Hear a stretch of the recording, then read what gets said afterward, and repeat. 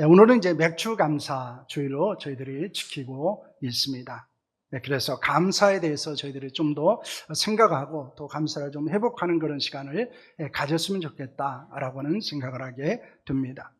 탈무드에 이런 이야기가 있습니다. 세상에서 가장 지혜로운 사람은 배우는 사람이며 세상에서 가장 행복한 사람은 감사하는 사람이다 라고 하는 말입니다. 세상에서 가장 지혜로운 사람은 겸손히 배우는 사람입니다. 세상에서 가장 행복한 사람은 감사하는 사람이다 라고 말하고 있습니다. 지난 주에 저희들이 함께 말씀을 나누면서 세상에서 가장 아름다운 말은 무엇인가에 대해서 함께 말씀을 나눴습니다. 그 감사입니다. 그리고 하는 사람도 행복하고 또 듣는 사람도 행복한 말이 무엇입니까? 그것은 감사입니다. 그래서 감사하는 말을 하는 사람은 행복해요.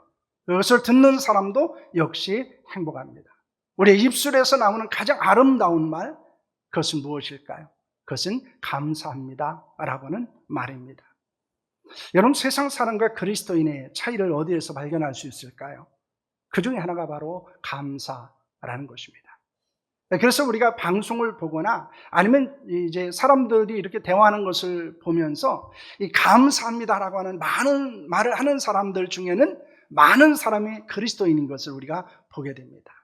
그래서 감사합니다라는 것을 많이 하는 사람들을 보면 우리는 그리스도인이라는 것을 발견할 수 있습니다. 여러분, 그리스도인의 영성을 점검할 수 있는 것 중에 하나가 무엇입니까? 감사입니다. 우리가 하나님의 은혜를 잊어버리게 되고 하나님의 은혜에 메마르게 되면 나타나는 것 중에 하나가 바로 감사를 잃어버리게 되는 것입니다. 그 영성을 유지하고 성장시키는 것도 무엇에 있을까요? 역시 감사에 있다는 것입니다. 그래서 감사는 놀라운 기적을 일으키는 단어일 뿐만 아니라 마음이라는 사실을 우리는 기억해야 합니다. 바울은 골로새서를 기독론적인 관점에서 기록하라고 있습니다. 그래서 골로새서를 우리는 예수 그리스도는 누구인가 하는 것에 대해서 바울이 관심을 가지고 기록하고 있습니다. 우리가 읽은 말씀을 보면은 그리스도와 감사의 관계에 대해서 매우 중요한 교훈을 하고 있습니다. 바울이 본문에서 반복적으로 사용하는 단어가 있습니다. 그것은 그리스도와 감사라는 단어가 반복적으로 나오고 있습니다. 바울이 본문에서 이렇게 말합니다. 너희는 또한 감사하는 자가 되라 라고 말하고 있습니다. 하나님의 마음으로 감사하라 라고 말하고 있죠. 감사하는 마음으로 하나님을 찬양하고 이렇게 말합니다. 그를 힘입어 하나님 아버지께 감사하라 이렇게 말합니다. 15절에서 16절에도 17절에도 그리스도와 감사라는 단어가 함께 나오고 있는 것을 우리가 볼 수 있습니다. 그렇다면 우리가 이것에서 알 수 있는 것은 무엇입니까? 그리스도와 감사는 매우 밀접한 관계를 가지고 있다는 것입니다. 여러분, 우리가 이 말씀을 통해서 얻게 되는 교훈이 있습니다. 도전이 있습니다. 그래서 우리가 감사하는 자가 되어야 한다는 것입니다. 그리고 하나님께 감사하는 자로 살아갈 것을 말씀하고 있는 것입니다. 특별히 바울은 예수 그리스도와 감사에 관하여 무엇이라고 말씀을 하고 있습니까? 첫째는 그리스도의 평강과 감사입니다. 여러분, 언제 감사할 수 있습니까? 우리에게 평강이 있을 때입니다. 평안이 있을 때입니다. 그래서 우리에게는 이 불안이 있거나 아니면 삶에 많은 그런 어려움들이 있게 되면 우리가 자연적으로 잃어버리는 것 중에 하나가 무엇입니까? 감사입니다. 성경에서 평강이라는 단어를 히브리어로 살롬이라고 말하고 있습니다. 그래서 이 여호와 살롬이라고 하는 이 단어는 무엇을 이야기하고 있습니까? 이것은 하나님의 평강이 충만하기를 축복하는 것입니다. 그런데 이 평강은 환경적인 것이 아닙니다. 소유적인 것이 아니라는 거예요. 많은 사람들이 왜 감사하지 못할까요? 그것은 내 환경이나 상황이나 소유에서 감사의 이유를 찾기 때문입니다. 그런데 우리에게 주어지는 교훈은 무엇입니까? 하나님이 주시는 은총으로서 감사는 매우 내적인 것이다 라는 것입니다. 감사는 하나님이 주시는 것입니다. 여러분, 그렇기 때문에 이사야서 26장 3절은 이렇게 말씀합니다. 주께서 심지가 견고한 자를 평강하고 평강하도록 지키시리니 이는 그가 주를 신뢰함이다 라는 말을 합니다. 이 말을 현대인 성경은 이렇게 합니다. 함께 합니다. 여호와는 자기를 의지하고 마음이 한결같은 자에게 완전한 평안을 주신다, 이렇게 말합니다. 여러분, 여호와 살름 하나님의 평강은 누구에게 있습니까? 믿음과 확신을 가지고 있는 자에게 주신다는 것입니다. 한결같은 믿음을 가지고 하나님을 의지하는 자에게 있다는 사실을 보여주고 있습니다. 그러므로 이 평강은 소유와 환경이나 상황에 있는 것이 아니고 하나님에 대한 믿음과 확신에 있다는 것을 말씀하는 것입니다. 바울은 그리스도의 평강과 감사에 관해서 무엇이라고 말씀을 하고 있습니까? 15절 말씀을 보시기를 바랍니다. 함께 합니다. 그리스도의 평강이 너희 마음을 주장하게 하라. 너희는 평강을 하여 한 몸으로 부르심을 받았나니 너희는 또한 감사하는 자가 되라는 말씀을 하고 있습니다. 이것은 예수님의 평강이 우리의 마음을 통제하고 우리의 마음을 지배하도록 만들라라고는 뜻을 가지고 있는 것입니다. 그것은 우리를 평강을 위하여 그리스도 안에서 부르심을 받은 자들이기 때문입니다.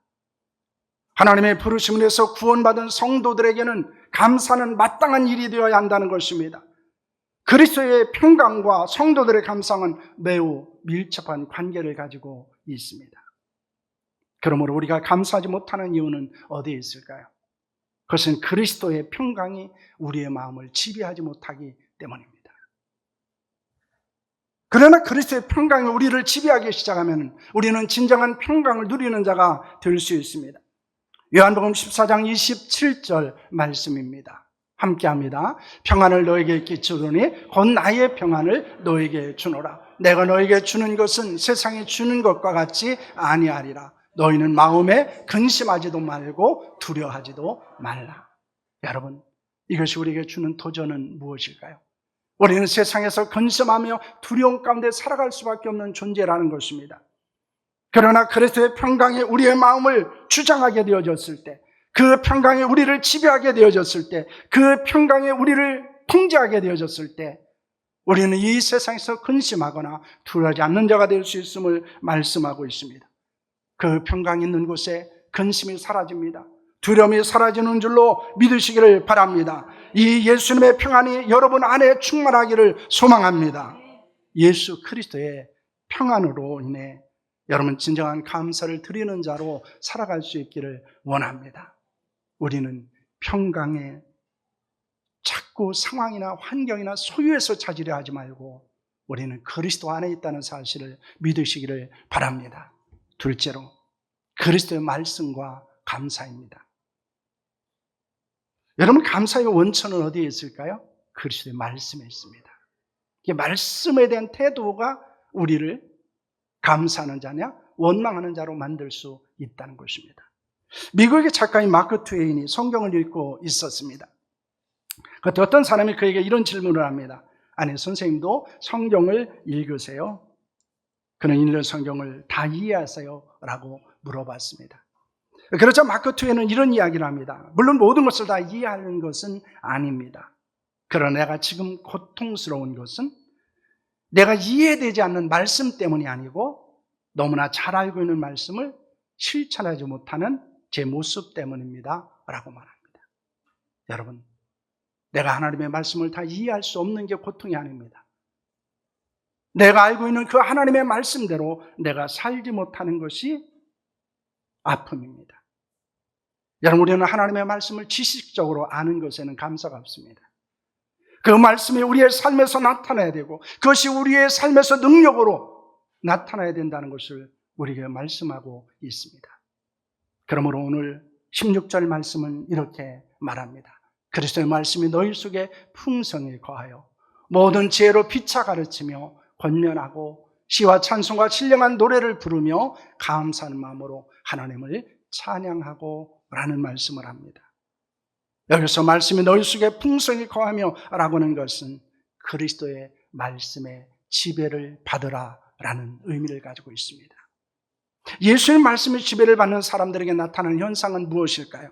첫째는 서로 가르치고 권면할 수 있습니다. 성도들의 서로에게 거룩한 영향력을 끼치는 자로 살아갈 수 있다는 것입니다.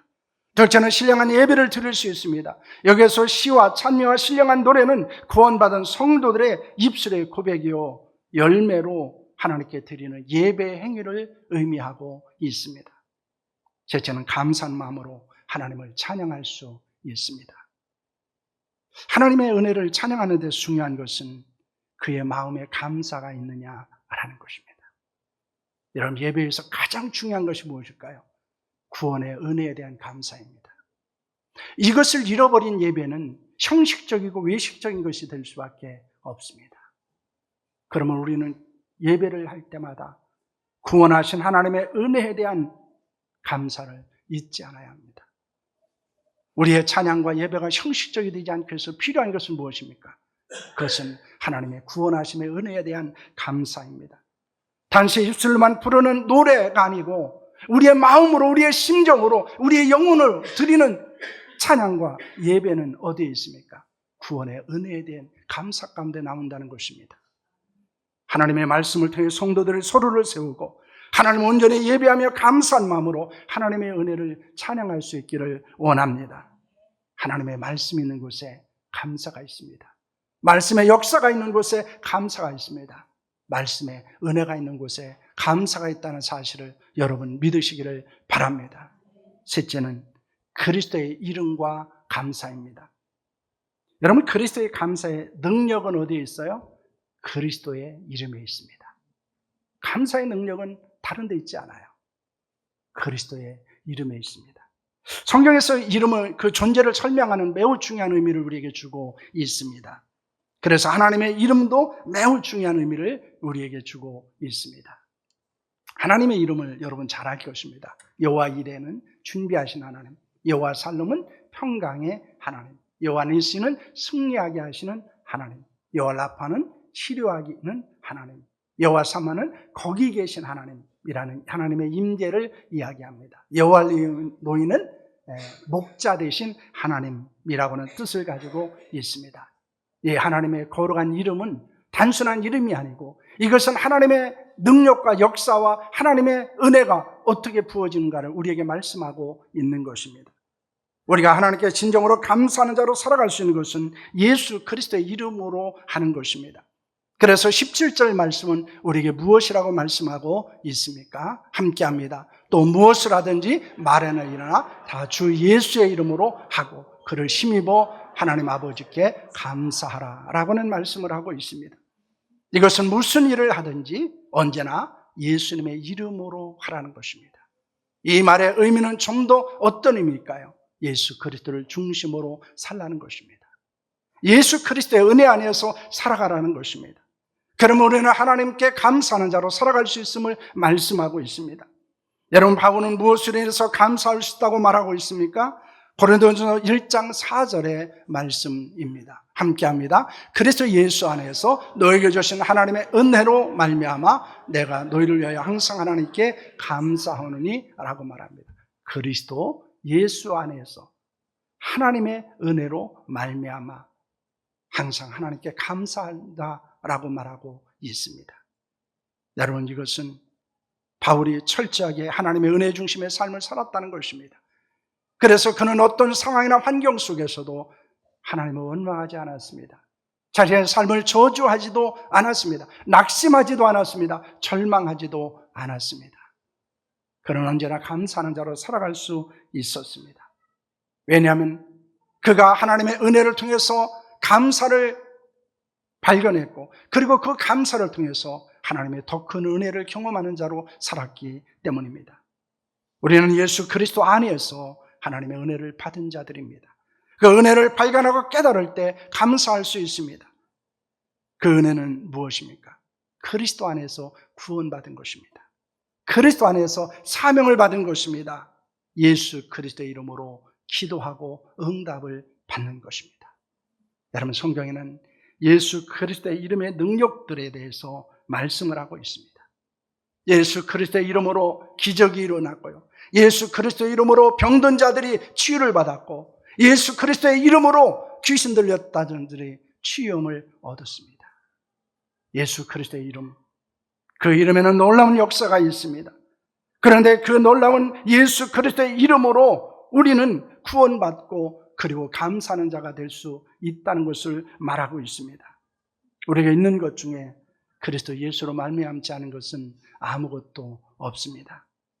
하나님의 은혜로 인하지 않은 것도 전혀 없습니다. 예수 그리스도 안에서 여러분 예수 그리스도의 이름으로 받은 은혜를 기억하고 감사하는 자로 살아갈 수 있기를 바랍니다. 그러므로 예수 그리스도의 이름은 감사의 능력이라는 사실을 우리는 잊지 않아야 합니다. 여러분 이동환 목사는 많은 분들이 잘 알고 있는 목사님입니다. 지거촌교회에 이제 은퇴하시고 원로 목사로 계신 분입니다. 탁월한 설교가이기도 하고요, 목회자이기도 합니다. 아마 한국 교회의 많은 목회자들에게 영향을 준 분 중에 이동원 목사를 빼놓을 수 없을 것입니다. 그는 2020년에 미국에서 변호사로 활동하고 있던 아들을 대장암으로 먼저 보내게 되었습니다. 그가 아들의 장례식에서 인사를 하면서 10가지 감사의 기도를 하게 됩니다. 그 내용은 이렇습니다. 첫째, 아들이 암에서 해방되어 감사합니다. 둘째, 아들이 하나님의 영광의 나라에 입성할 수 있어 감사합니다. 유머가 있던 아들로 인해 부부가 기쁨을 누리게 해주셔서 감사합니다. 한순간도 불평 없던 그의 아내와 손자를 남겨주셔서 감사합니다. 어려서부터 게임을 좋아하더니 게임 회사 변호사가 된 것도 감사합니다. 여섯 번째, 아들의 고통을 통해 예수 이름을 내어주신 하늘 아버지의 고통을 알게 해주셔서 감사합니다. 수많은 암 환자들과 연대할 수 있어 감사합니다. 자식을 잃은 수많은 분들의 마음을 알 수 있어 감사합니다. 전 세계 수많은 중보 기도자들과 함께 할 수 있어 감사합니다. 열 번째는 아들이 간 천국을 더 가까이 소망할 수 있어 감사합니다. 그런 고백을 했습니다. 그 천국 환송 예배에 참석했던 많은 사람들은 감동을 받았습니다.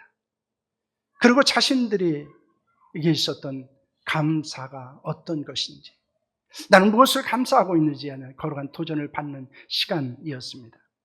여러분, 부모는 산에 묻지만은 자식은 가슴에 묻는다라고 하는 말이 있습니다.